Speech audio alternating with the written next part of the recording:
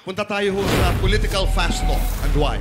May 5 katanungan po at meron ho kayong 20 seconds to explain your answer sa bawat katanungan. Narito po ang una. Katulad ni na Erap, Gloria, Digong, ang sabi nila, kapag presidente ka, malamang makukulong ka. Nakakatawa ho ba ito o nakakabahala? Hindi nakakatawa yan, lalong hindi nakakabahala. Tingin ko natural lamang yan kapag ang isang presidente ay corrupt, dynasty, at ang inuuna ay ang interes ng kanyang pamilya at hindi ang interes ng bayan. Talagang makukulong sila. At pag ako ngayon naging senador, ako pa rin ang magpapakulong sa kanila. Kung ikaw ang masusunod, dapat bang college graduate ang mga senador o presidente at bakit?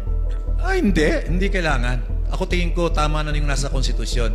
Kasi maraming college at professional na naging presidente, naging senador, tulad ng mga nakaraan, hindi naman naglingkod sa ating bayan. Ang pinaglingkuran ay mga kapwa nila mayayaman din at mga dynasty. Yumayaman ang pumapasok sa politika. Tama o mali at bakit?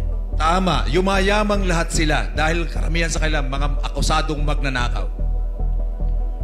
Sa bilis ng takbo ng teknolohiya, Calyodi, posible bang magkaroon ng robot na senador? Yes or no? Bakit? Pwede yan. Sa klase ng gobyerno tayo meron dahil dinastiya ay nung unang panahon nga sa panahon ng mga Roma, nagkaroon nga ng kabayong senador na itinalaga ni Emperor Caligula. Dapat ba pantay ang sweldo ng mga manggagawa sa probinsya at National Capital Region? Yes or no? Bakit? Yes. Dahil nangyari na yan noon pa, bago ang Herrera Law, kung magkano ang sahod sa mga manggagawa sa Metro Manila, ganun din sa probinsya. Dahil wala namang pagkakaiba halos ang presyo ng bilihin. Kung magkano ang tax dito, ganun din ang tax doon sa probinsya.